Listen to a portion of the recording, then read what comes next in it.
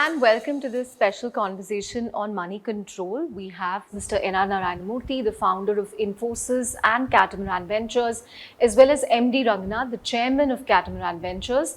We are going to be talking to them about a special scholarship that Mr. Murthy has instituted for the Indian Institute of Management, Ahmedabad. This is a 20-year inflation-adjusted scholarship.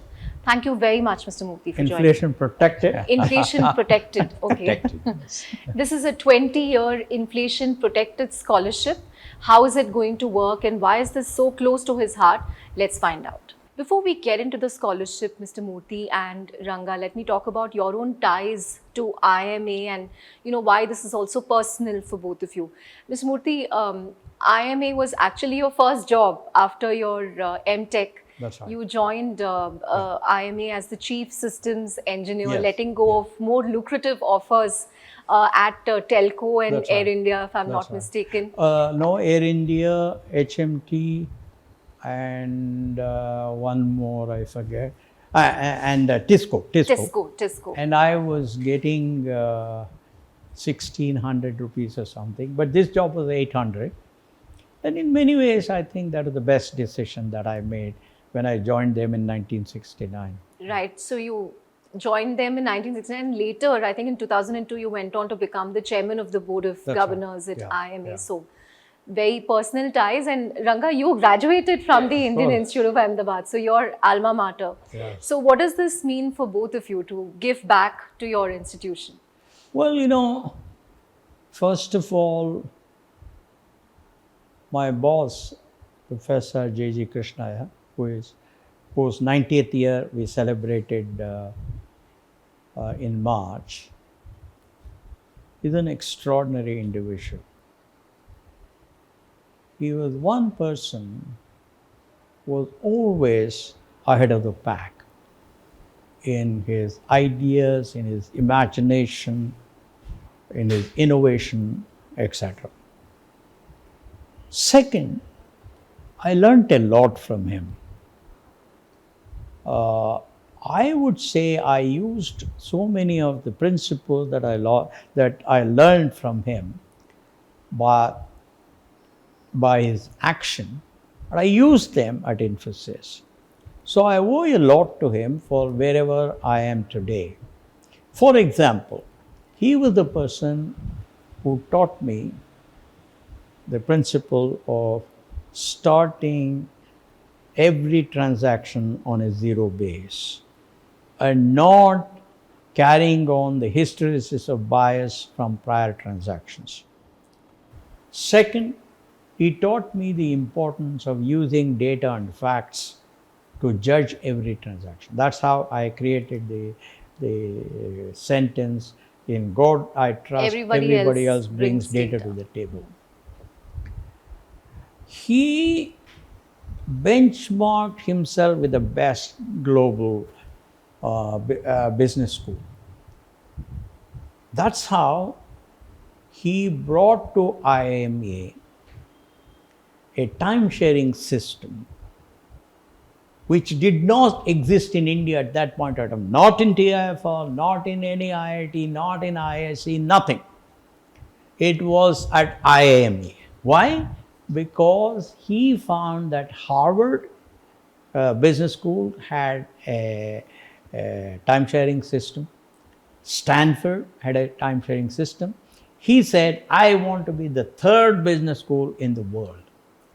So therefore, I learned a lot in high aspirations, in global benchmarking, in working in a team, in being fair, etc. So I thought I would do something to show my gratitude to him. Now, there is also another important issue that we should remember. There were multiple choices for us. Of course, I don't do anything without consulting Mr. Ranganath because he is a financial wizard. One was to say we'll give the money to IIMA and then see what happens. But I had a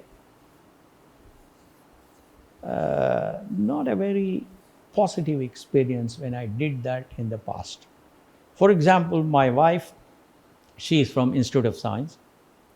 She wanted to give shares worth 5 crores approximately, maybe 4.5 to 5 crores, in the middle 90s.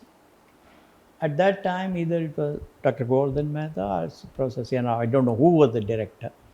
We told them to take the shares because we said, look, we are working hard. This company will come up. So these shares will become more and They'll more appreciate valuable. in value. But unfortunately, government did not give permission. Just to give you a data point, if they had kept those shares, today those shares would be worth approximately 4,000 crores. If they had allowed me to give those shares, and if they had kept it, it would have been worth 4,000 crores. This was ISC.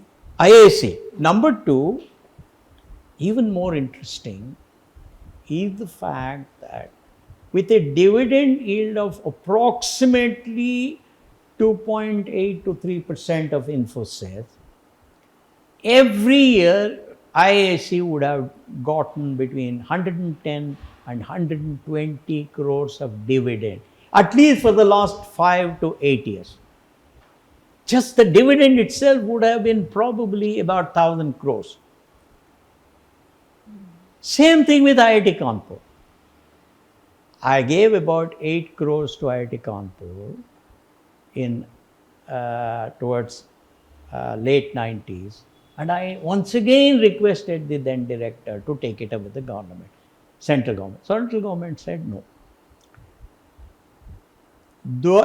After that, while in the case of IIC we have had bonus shares equivalent to 768 times what we gave, in the case of IIT Kanpur it is 256 times. So what I gave at that time was 8 crores, it would have been today 2,000 crores. Wow. And if I had given it today, I could have given 2,000 crores.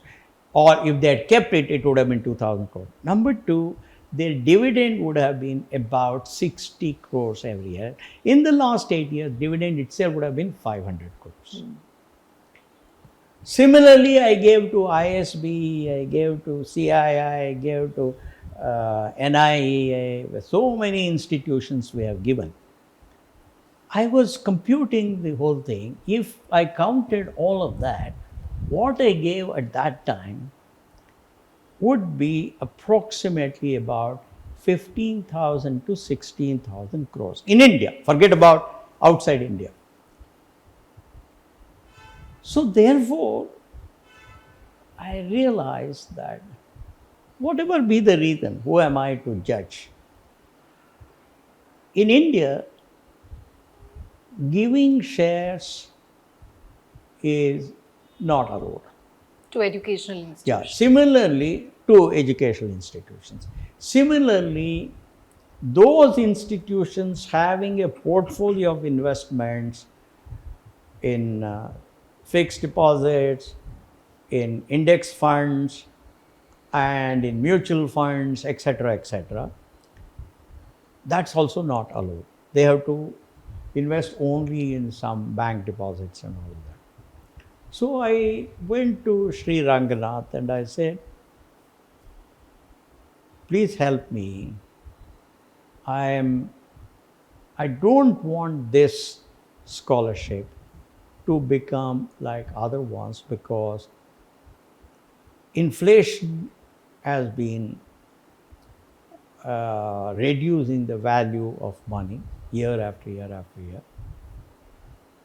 So Ranga and his team, they came out with a very good thing. He will talk about it.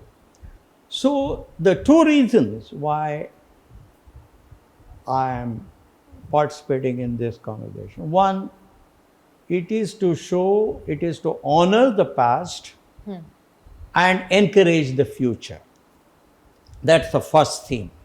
That is, create a scholarship purely based on merit for the top student of first year, so that all his or her expenses are fully covered for 2 years at IIM Ahmedabad. And this scholarship is for 20 years. We will, their scheme has adjusted inflation and all that. So these are the two themes. Second, to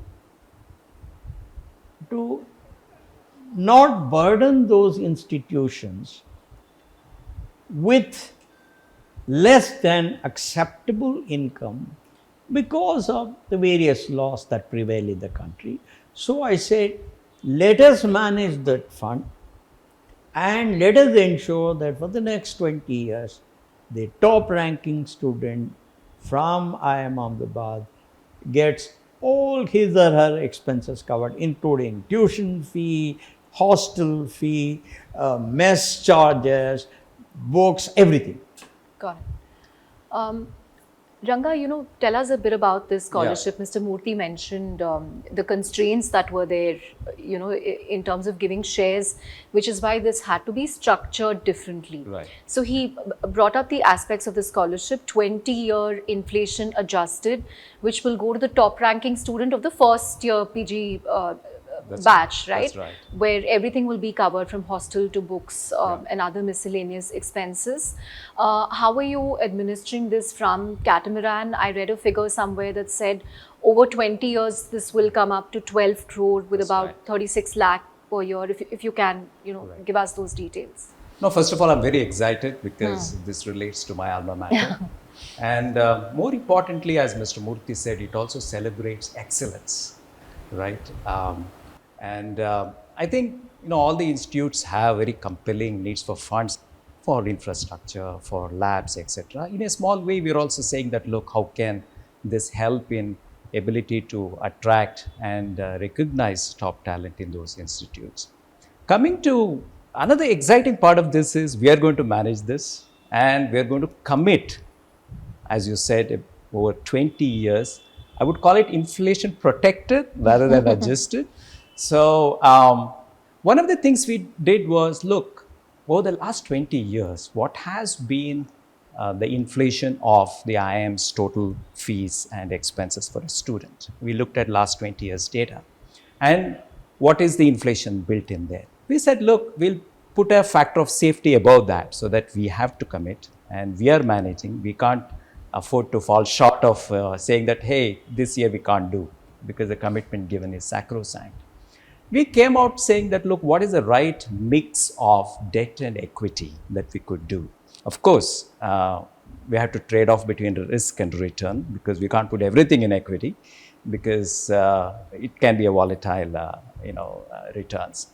So we devised a mechanism where a combination of fixed income and debt and equity. Equity, we said, look, we're not going to invest in individual stocks. We chose the index. So roughly about 2/3 of debt and 1/3 of index investments, a combination, we worked out, which will yield enough or generate enough income to make sure that over the next 20 years, we do not fall short of our commitment.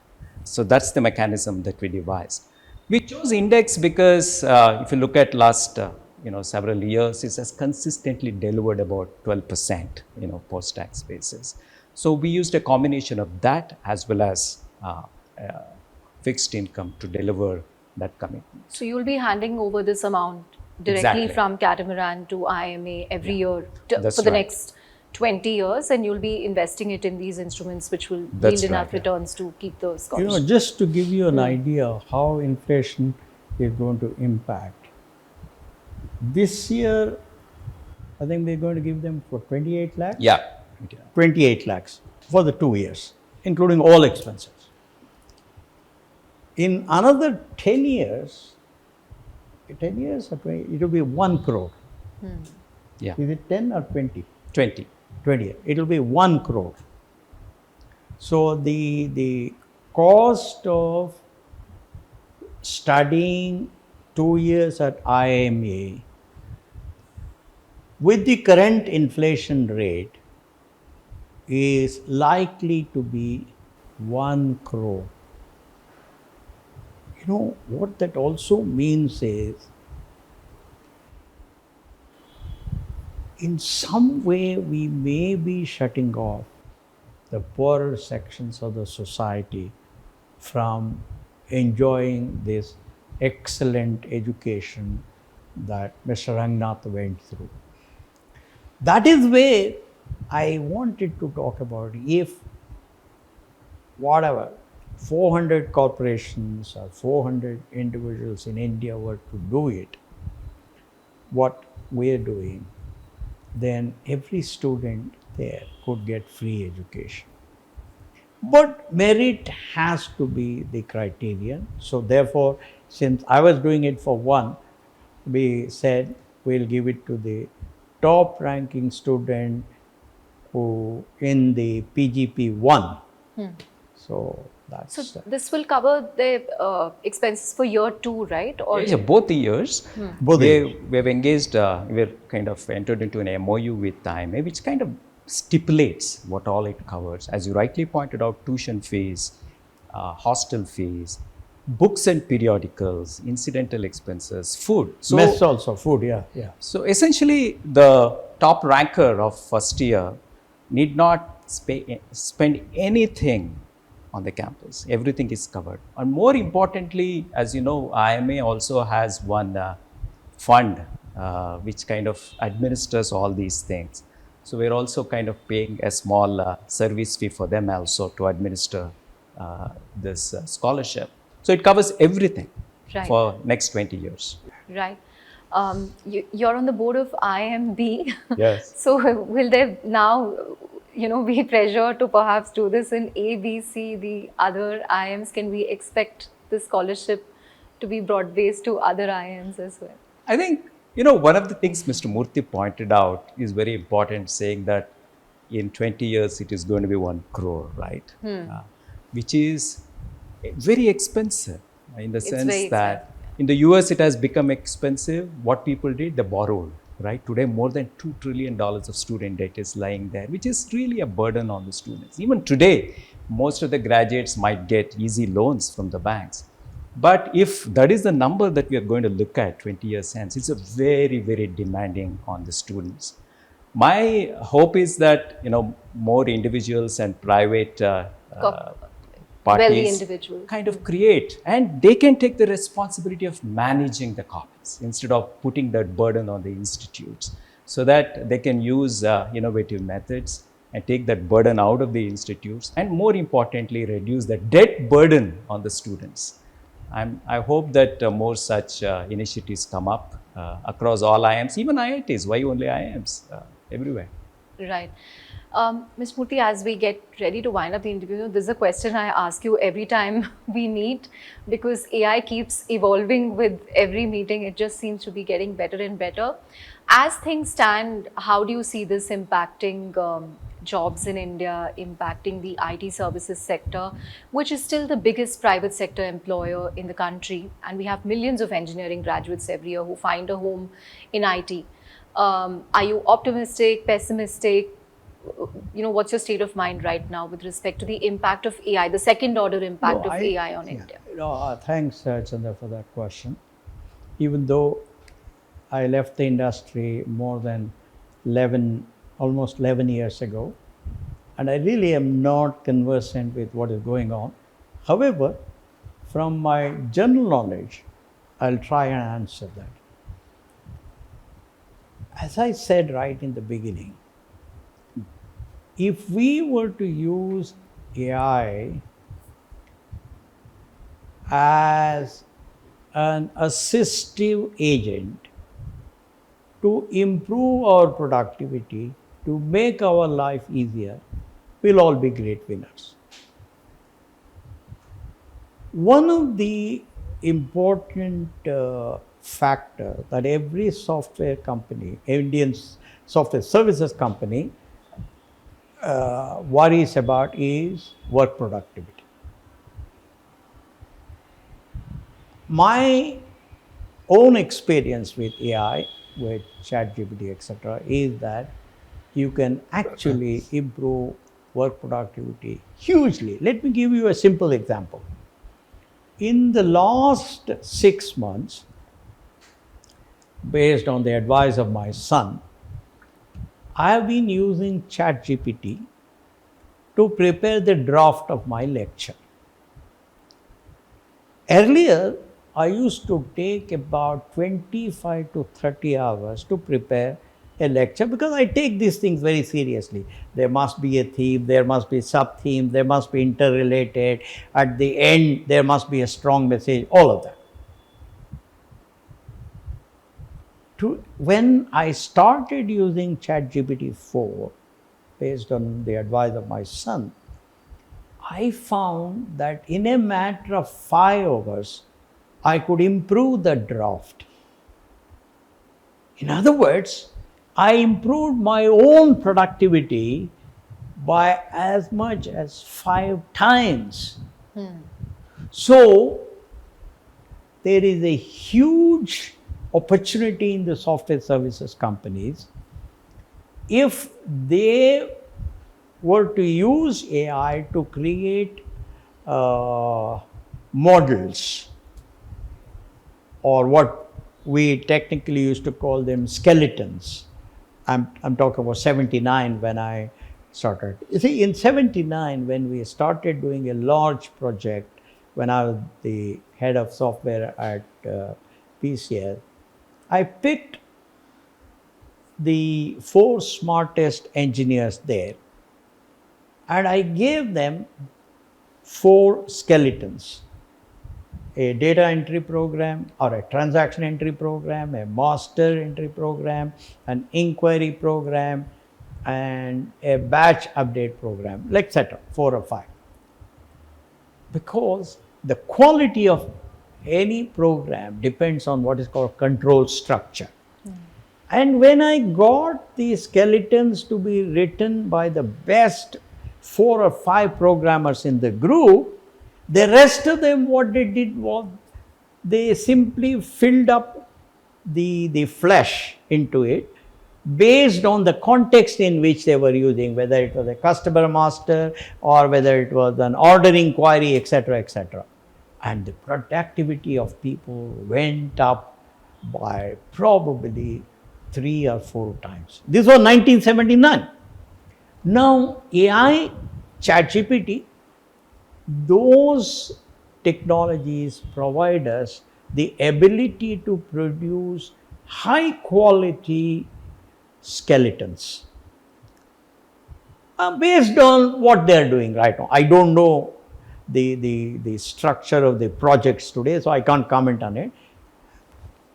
And I can assure you, once the skeletons are produced by AI, then it becomes extremely easy for the mass programmers, for the large number of programmers, to produce high quality code, high quality programs. Therefore, the error rate is much lower, the work productivity is much higher, and that's it. Therefore, I think the Indian software industry will accelerate its growth if the leaders were to use AI in an assistive manner and look at how to improve productivity and quality. Will they still need to hire so many people? No, what you see, there's a very important, good question that you asked. In 1971, when Britain introduced the first computerization, the union went on strike. No, we will all lose our jobs, etc., etc. But the banking association or whatever it is, they did something brilliant. They sought the assistance of some very senior practicing computer scientists, people from Cambridge, people from Southampton, people from Manchester, etc., etc. And they arranged a meeting between union leaders and these savants, or brilliant people. And they explained how by using computers, their work productivity will improve, the error rates will come down, and they can go home at 5 p.m. after finishing their work and be with their families, etc., etc. And finally they said, when you provide better quality service, more and more customers will start using banking. We all know the same thing in India too, right? Everybody said when computers came, no, jobs will go away. No, jobs have actually multiplied by a factor of 40 to 50 in the banking sector. Same thing happened in the UK, same thing happened in the US. So this whole, the fear that technology will actually take away jobs is not right. It will create a different kind of job. For example, what I found in using ChatGPT for my speeches was the following. The smartness is in providing the requirement definition for my speech. Yes. The smartness is in asking the right question. That's what my son had told me. Look, unless you ask the right question, The right prompt. yeah, you will not get the thing. So what will happen in the future is our programmers and analysts will become smarter and smarter in defining better and better requirements, more complex requirements. They will solve bigger problems, more complex problems. So I'm very positive about how AI will only enhance the growth rate of our industry. Great. On that note, thank you both very much for talking Thank you. to Moneycontrol. Thank you. Thank you.